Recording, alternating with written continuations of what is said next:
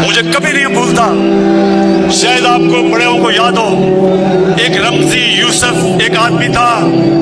امریکنوں نے کہا ہمیں دو 90 کی دہائی میں ہم نے کوئی قانون کے مطابق چلے بغیر ہم نے اس کو امریکہ کے حوالے کر دیا.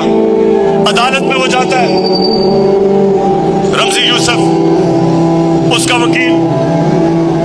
کا وکیل جج کے سامنے کیا کہتا ہے یہ ذرا سنو. جج کے سامنے کہتا, جج نے کہا کہ اس کو سزا ہونی چاہیے, اس کو تو پاکستان کی حکومت نے بھیج دیا ہمارے پاس. رمزی یوسف کا وکیل عدالت میں کھڑے ہو کے کہتا کہ پاکستانی ڈالروں کے لیے اپنی ماں بیچ سکتے ہیں. مجھے یہ کبھی نہیں بھولتا. مجھے شرم یہ آئی کہ میری قوم غیرت مند ہے لیکن جو اس کے لیڈر ہے وہ بے غیرت ہے.